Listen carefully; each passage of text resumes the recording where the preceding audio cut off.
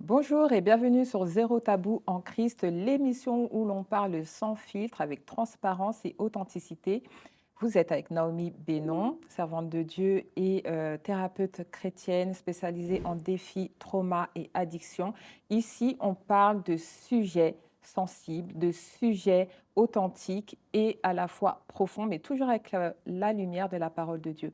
Alors pour ce faire, aujourd'hui, je suis accompagnée de Gédida. Bonjour Gédida. Bonjour. Du coup, je m'appelle Jedida.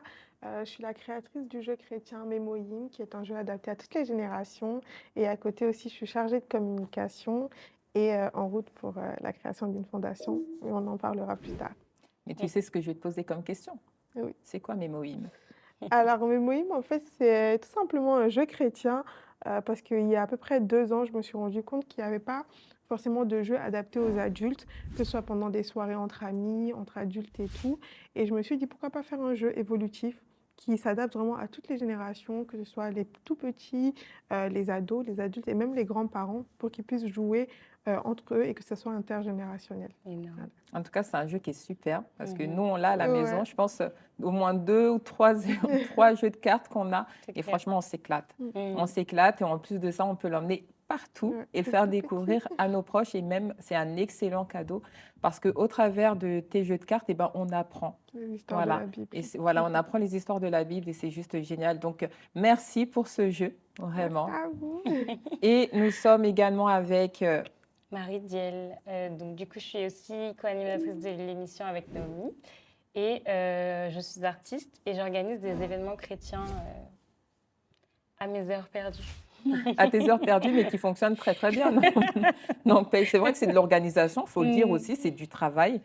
C'est tout un travail que tu mets en place pour l'accomplissement de tes scènes. C'est Donc, vrai. bravo aussi à toi.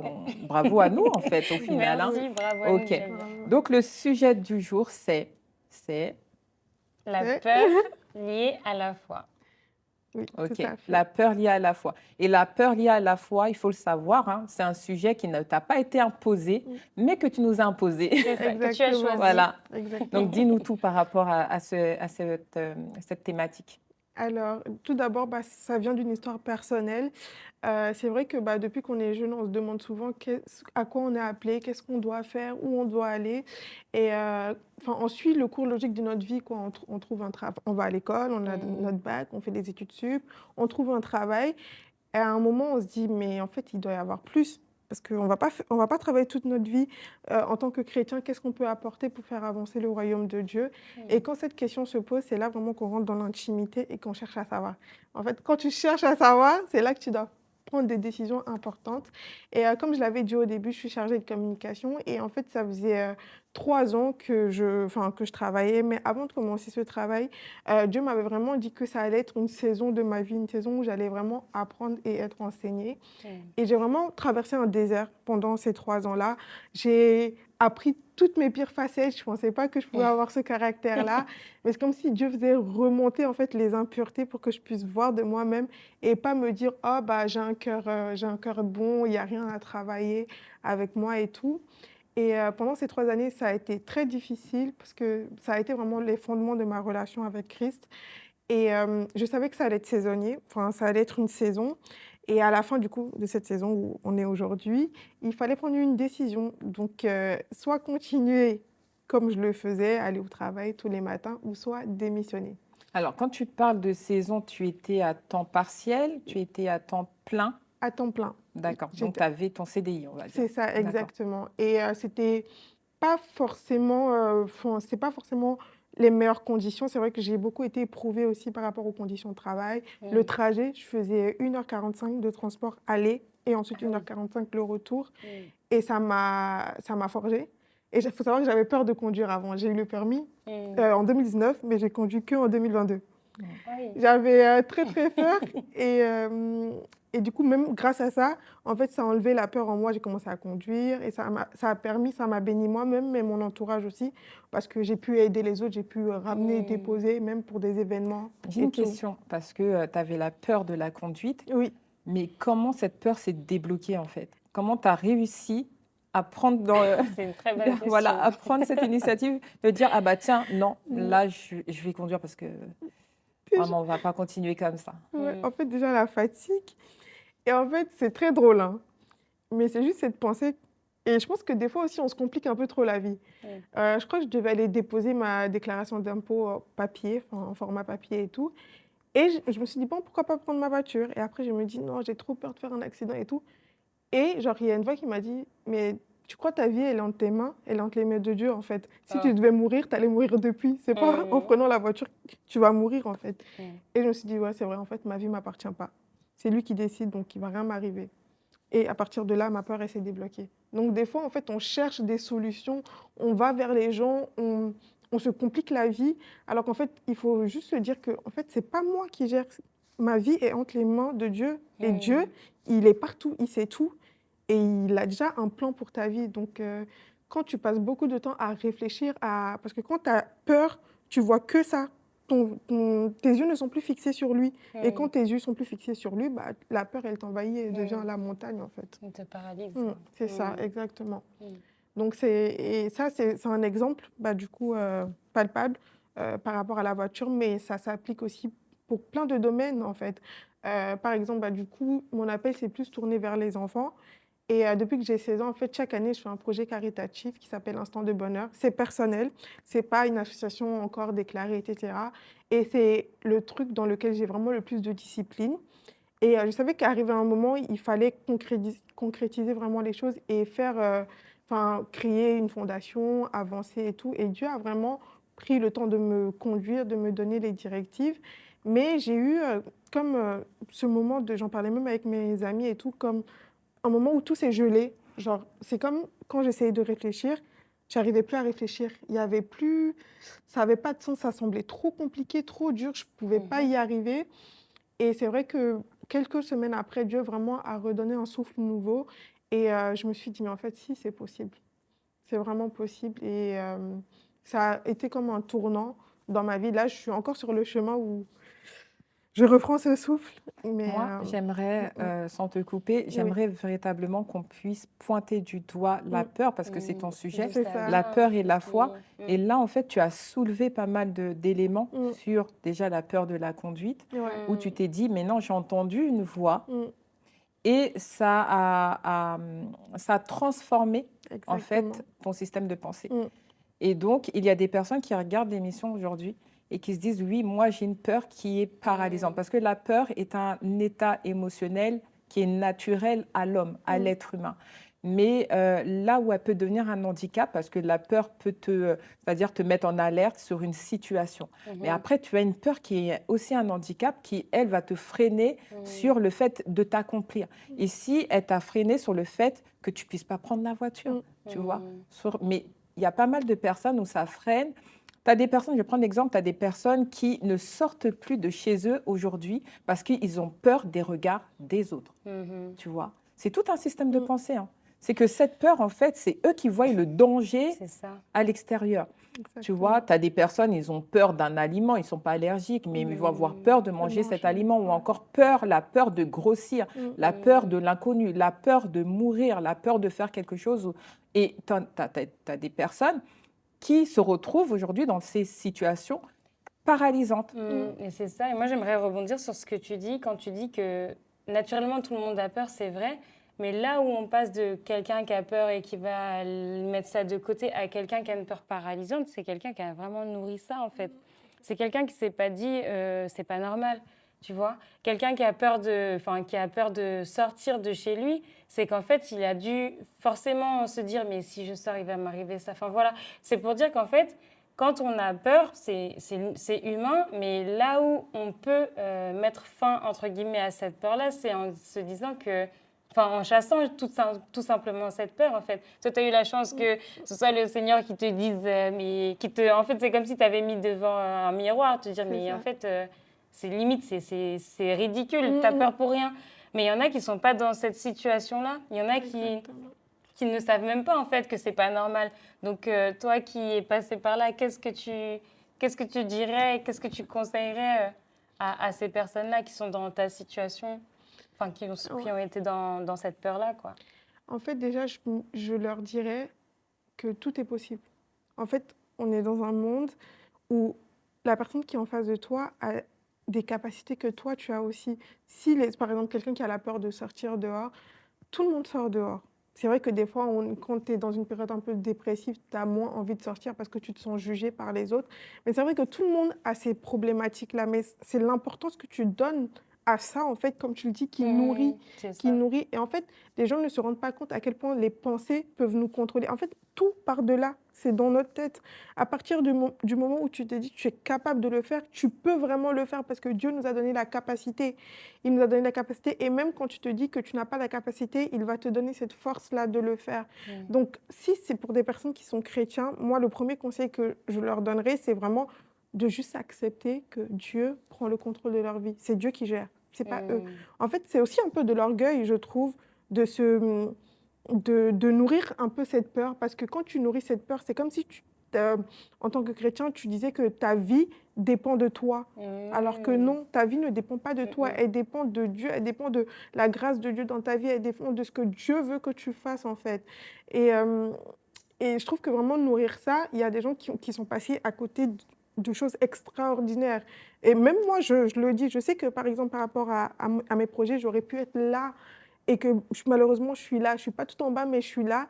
Et si j'étais allée plus vite, si j'étais allée outre ces pensées-là, ça m'aurait fait avancer beaucoup plus vite. Et franchement, on vit qu'une fois. On vit qu'une fois, ça vaut vraiment pas la peine. Les gens qui ont réussi, les gens qui sont bien dans leur tête, ils sont pas mieux, ils sont pas extraordinaires. Donc si tu te rends compte vraiment que tu n'as qu'une seule fois cette vie et que tu vas pas la revivre deux fois, mais il y a beaucoup de choses qui vont changer. Et ta vie, elle t'appartient pas. Si elle t'appartenait, tu aurais choisi de naître. Tu n'as pas choisi de naître. C'est Dieu qui t'a mis sur cette terre-là. Donc déjà, je pense que c'est le premier pas qui ouvre un peu, qui fait un peu le tri des pensées et qui permet de se dire, OK, on peut avancer, on peut aller au-delà. Même si la peur sera là, en fait, ça ouvre d'autres possibilités. Donc, Waouh, voilà. parole de Gélida, C'est vraiment. énorme, Mais ouais. paroles C'est profondes énorme. et c'est le concret. C'est-à-dire qu'une personne qui vit une situation et qui ne sait pas comment s'en sortir, tu viens de donner une solution, tu vois. Et c'est pas rien. Parole de Avec, Gélida parce que c'est un vécu. Tu l'as vécu, là on a parlé de la voiture, etc. Ouais. Mais il me semble que tu l'as vécu aussi dans le domaine professionnel. Est-ce Exact. que tu peux nous en parler? Alors, tout à fait. En gros, comme je le disais, je savais que vraiment au niveau de mon travail, c'était une saison et arrivé à un moment où je devais partir. Mais en fait, pile au moment où je devais partir, tout le monde a TikTok, enfin Instagram et tout. Et vraiment pile au moment, hein, je slidais, je voyais ne démissionnez surtout pas, le monde du travail, c'est fou en ce moment, il n'y a pas de recrutement. Je regardais ça et un jour, en fait, j'étais sur mon statut et il faut savoir que du coup, j'ai le numéro de la prophétesse et je regardais les statuts. Et pile, je tombe sur une vidéo où en fait c'était un extrait d'une prêche qu'elle faisait et qui parlait du coup du fait de sortir de sa zone de confort et qu'il y avait des gens du coup qui... Et elle avait donné l'exemple de la démission aussi. Et du coup, je lui ai envoyé un message et on a parlé de ça en fait assez longuement. Je lui avais expliqué un peu et ça a été en fait comme un petit clin d'œil de Dieu qui me dit en fait, ok, ne regarde pas à ce que la situation économique dit en fait. Genre comme... je ne sais plus c'était quelle histoire de la Bible, je crois que c'est Joseph qui a aidé à sortir de la famine. En fait, Joseph, il a vu sa gloire pendant que la situation économique était la pire, en fait. Donc, il ne faut pas tenir compte de tout ça, il faut juste garder les yeux rivés sur Christ et ce sur quoi il t'appelle, parce qu'en fait, il a un projet qui va au-delà de la situation actuelle que tu vois. Et c'est vrai que ça a été vraiment un boost pour moi. Après, j'ai continué aussi à méditer, j'ai continué aussi à prier et je recevais encore plus de confirmations, mais c'était difficile parce que c'était comme un duel. Je recevais une confirmation de l'autre côté, aïe hop. Entre la réalité et la conviction de Dieu, quoi. Exactement. Et même avec mes parents et tout, en tant que parent, quand ton enfant vient te voir et te dit « ouais, je vais démissionner d'un CDI », tu te dis « tu as bien réfléchi, tu es sûr ?» Ou qui ne sait pas forcément l'appel que tu as, il va te dire « mais tu es sûr? Est-ce que c'est vraiment Dieu qui t'a parlé ?» et tout. Et j'étais là, je me disais « en fait, là, je suis en train de prendre une décision qui va m'impacter moi, mais elle va impacter aussi ma génération, mes enfants et tout, parce que c'est quelque chose qui va m'emmener ailleurs totalement. » Si je restais dans ce travail, ça allait peut-être avoir un petit train-train, une petite sécurité. En fait, tout ce que Dieu avait prévu pour moi, en fait, j'allais même pas pouvoir y toucher du doigt. Parce que quand tu es dans un travail, tu as des vacances limitées, tu peux pas, tu es submergé, tu es angoissé et tout. Et même, ça touche à ta créativité. Donc vraiment, c'était une période très, très difficile. J'ai beaucoup pleuré parce que je me disais, soit je suis en train de faire la plus grosse erreur de ma vie, Ah soit oui. je suis en train de faire quelque chose qui va changer toute ma vie. Mm. Et pour le coup, bah, on est presque 1 mois, 2 mois, non, ouais, presque 1 mois après ma démission. Et franchement, il y a des portes qui se sont ouvertes. Mais avant ça, Ouais. on va remettre l'histoire dans son contexte. C'est-à-dire que tu as eu un CDI, Oui, mais toi, Dieu t'avait parlé et t'avait dit, tu vas faire tant d'années dans cette exactement. entreprise. Voilà. Exactement. Parce que quand on entend CDI, on entend toute la vie. Exactement. C'est de la garantie d'emploi Ah oui, toute sa vie, c'est tu vrai. as un poste. OK. Mm. Mais toi, le Seigneur t'a dit, OK, tu vas aller travailler là-bas. Au final, il t'a formé aussi là-bas parce que Beaucoup. c'était une entreprise où vraiment ça t'a forgé. Forgé même. D'accord. Donc, au final, toi, tu savais que tu allais faire un nombre de temps Mm. et arriver, et c'est pour ça que tu parles de saison, Mm. arriver à ce nombre de temps, tu as dit, ma saison, c'est bon, là, je suis arrivée à la fin de la saison, qu'est-ce que je fais? Et ici, tu avais pratiquement oublié ce que le Seigneur t'avait dit, c'est-à-dire, par exemple, tu vas faire 3 ans. Exactement. Voilà, c'est bien 3 ans. Oui. Tu vas faire 3 ans. Et au bout de cette troisième année, c'est fini en fait. Mais ici, l'ennemi, lui, va te dire, mais est-ce que, Est-ce que un peu réellement, comme il a fait avec c'est Ève, ça. est-ce que tu es sûr que Dieu t'a bien dit ça?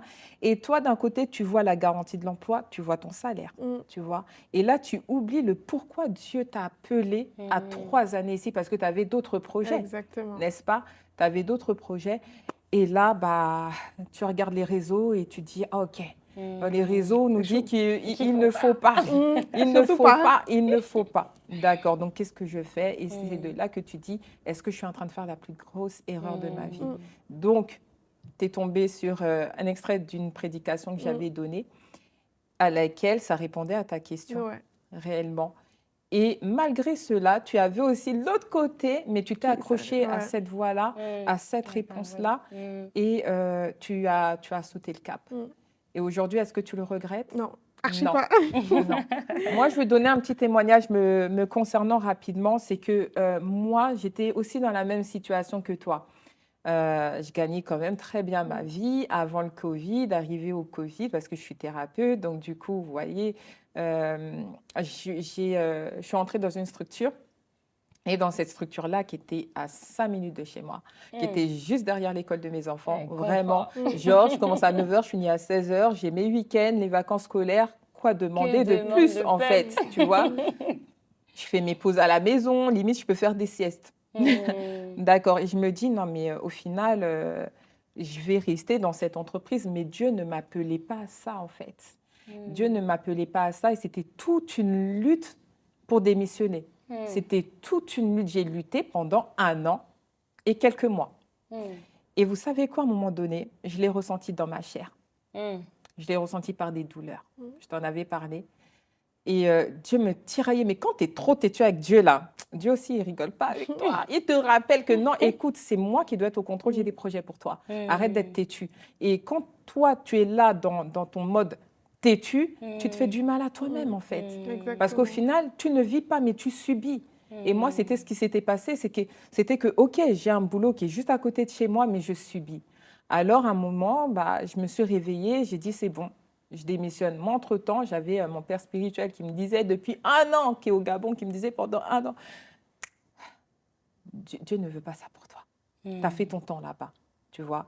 Et donc, une fois que j'ai pris mon courage, j'ai démissionné. Je vous assure que déjà, ce que je gagnais là-bas n'est rien aujourd'hui. Déjà, le diable est un menteur, vraiment. Il te fait penser que ton confort est là-bas, Voilà. mais en fait, ce n'est pas ton plan et ce n'est pas le plan du moins du Seigneur pour toi. Et quand tu es hors du plan du Seigneur, tu subis ta vie, tu ne la vis pas. Et c'était une partie de cette prédication-là que tu avais retenue, qui t'a parlé. Et aujourd'hui, tu nous dis que tu ne le regrettes pas. Totalement, franchement. Voilà. Je ne le regrette pas. Je ne sais pas c'est quoi les plans de Dieu pour l'avenir et tout. Mais vraiment, il y a des portes qui se sont ouvertes, il y a des possibilités qui se sont ouvertes. Et je me dis, ouais, heureusement que j'ai pris cette décision, en fait. Bah, c'est ça. Et il y a beaucoup de personnes qui sont, je pense qu'ils vont se reconnaître. Mais on ne vous appelle pas à démissionner. Ouais. D'accord?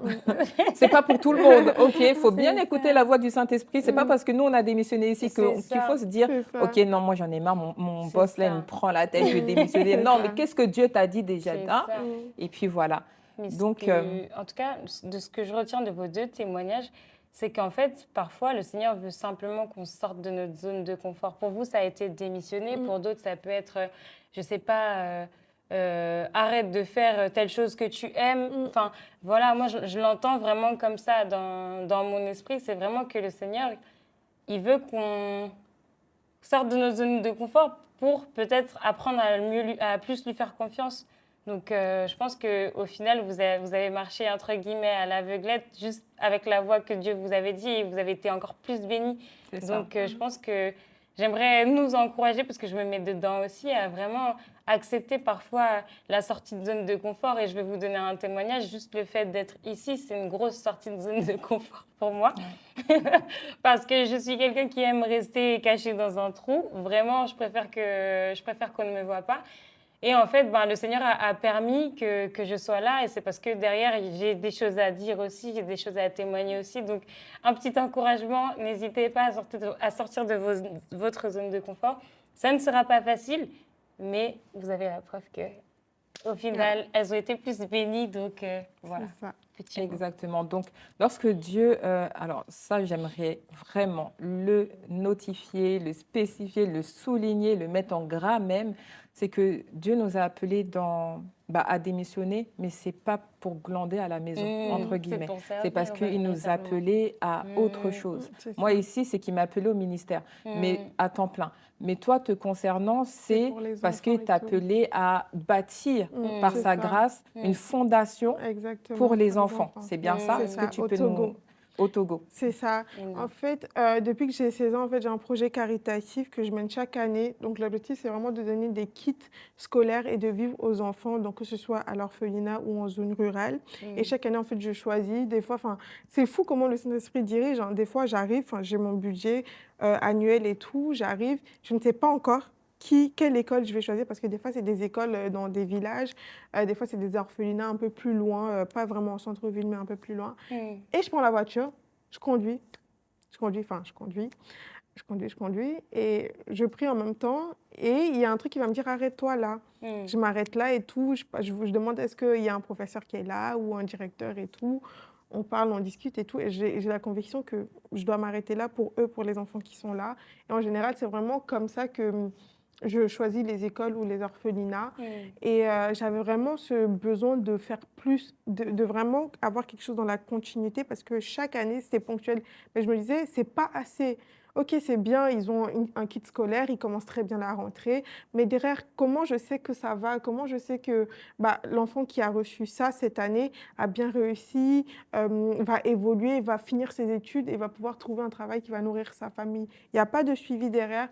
Et vraiment, j'avais cette conviction, et le Saint-Esprit m'a mis vraiment à cœur d'aller vraiment faire une fondation qui va aider pas seulement les chrétiens, mais qui va permettre aussi à ceux qui ne connaissent pas Dieu, parce que des fois, on n'a pas besoin de parler de Jésus, mais c'est juste nos actes, nos comportements qui vont montrer, en fait, c'est ça, l'amour, en fait, de Christ, et d'être, en fait, un lieu de réconfort. Et c'est vrai que j'avais eu cette idée, mais ça n'avait pas germé dans ma tête. Et du coup, j'ai rencontré, au travers de mes moïms, j'ai rencontré la prophétesse, et elle avait une asso, en fait, elle a toujours une asso, JJC, et on avait fait des moments de jeu là-bas.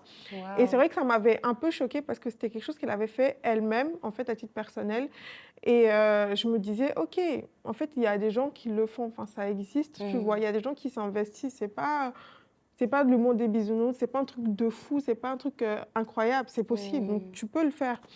Donc, ça a été encore un petit plus aussi dans le fait de me dire, je peux le faire, je peux y aller, que Dieu m'accompagnait dans ce projet. Et vraiment, c'est de chercher à faire plus. Parce que pour moi, l'éducation, c'est trop important. Quelqu'un qui est éduqué, au-delà de un enfant chrétien, un enfant qui est aussi éduqué, c'est un enfant qui ne va pas devenir pardon, un voleur. Parce qu'en Afrique, il y a beaucoup cette problématique. Les enfants qui dorment dans les marchés, qui du coup braquent avec des armes blanches et tout. C'est une génération qui est sauvée. Parce que la génération, elle est éduquée et elle sait prendre des décisions qui sont logiques. Donc, Pardon, là, c'est plutôt l'instruction, du coup. Parce que l'éducation, c'est une chose, mais toi, tu cherches vraiment à ce que les enfants soient instruits c'est pour ça, ne pas tomber... dans le Ok, mauvais côté. ok. Et c'est vrai qu'il n'y a pas, enfin, c'est pas quelque chose de vraiment simple à faire. C'est pas quelque chose. C'est toute une forteresse en fait qu'il faut désarmer. Et ça, c'est le Saint-Esprit qui va faire les choses. Et j'ai vraiment reçu que il va vraiment restaurer. Il y a beaucoup d'enfants qui ont des cœurs vraiment. Il n'y a même pas le terme. C'est ça. Il n'y a même pas le terme restauration. Il y a beaucoup de personnes qui sont chrétiens parce que c'est la culture d'aller à l'église tous les dimanches. C'est culturel en fait. Donc il y a beaucoup de mamans, de parents qui ont des cœurs brisés. Et vraiment, je veux que la fondation soit vraiment un lieu de restauration pour ces cœurs-là. Wow. D'abord pour les enfants, parce que c'est le centre, c'est le cœur en fait de cible. Et après, la cible secondaire, les parents, les mamans et tout. Mais c'est vraiment ce que j'ai à cœur. C'est vrai qu'au début, quand j'ai eu la vision, je me suis dit, go, let's go, let's go. Mais la peur aussi est arrivée. Ok, madame, tu te calmes en fait. Tu te calmes parce qu'une fondation, il faut la construire. C'est un truc qui va sortir de sous terre. Je veux un truc autonome avec de l'énergie solaire et tout pour pas avoir beaucoup de coûts fixes. Et ça va être gratuit. Donc les gens pourront venir travailler et tout. Et avoir vraiment quelque chose avec les standards européens, bien construit, nickel. C'est énorme. Franchement, bravo pour le projet. Hein. C'est vraiment top. Donc en fait, la foi porte ton projet, mais tu as aussi la peur qui t'empêche d'avancer dans ce projet. C'est ça, exactement. C'est compliqué, là. Exactement. Parce qu'en fait, c'est pour ça que tu parlais de zone de confort, c'est totalement ça. Parce que, en fait, ce que je n'ai pas précisé, c'est que dans mon projet IDB, j'ai toujours fonctionné par 80% d'apport personnel. Parce que je ne suis pas quelqu'un qui demande. Je n'aime pas demander. En gros, je me dis, je ne vais pas écrire aux gens, oui, est-ce que tu veux faire un don et tout. Ça me gêne. Parce que même dans moi-même, ma vie personnelle, je ne demande pas. Et en fait, au tout début, c'était très gênant pour moi de faire une story, enfin, même si c'était mes propres réseaux et tout, de faire, oui, bah, j'ouvre une cagnotte pour les enfants et tout. Donc, ce que je faisais, c'est que je m'assurais d'avoir tout ce qu'il faut financièrement. Et le plus que les gens donnaient, en fait, c'était du bonus. C'était par exemple, si je n'avais pas prévu de trousses, bah, là, en fait, les dons, ça allait me servir à acheter des trousses. En fait, c'est vraiment l'extra mile pour les enfants. Mais je me disais, au cas où personne ne donne, je sais que j'ai les fonds nécessaires. Et c'est ça qui me fait peur parce que la fondation, c'est tellement gros qu'il faut faire vraiment, qu'il faut aller vraiment dans cet appel-là. Par contre, il ne faut pas limiter le Seigneur. Le même mindset que tu as eu pour vaincre la peur de conduire du moins, c'est le même qui doit alimenter aujourd'hui cette idée en fait que tu as, que le Seigneur a mis en toi pour entreprendre et bâtir, fonder une fondation qui va bénir beaucoup de petits Togolais, de jeunes Togolais. Voilà, parce que son projet, c'est pour le Gabon. Le Togo. Et donc, ce que tu as donné comme solution pour nos auditeurs ici, il faut que tu l'appliques ici, tu vois. Il n'y a rien que tu peux ne pas accomplir aujourd'hui, tu vois. Donc, réalise-le, réalise-toi. Si tu as démissionné, c'est pour ça. Donc, peur là, tu n'as pas raison ici. Donc, la prochaine fois qu'on va savoir au téléphone, j'aimerais que tu me dises, OK, là, j'ai sauté le pas, je suis à là comme étape et à là comme étape.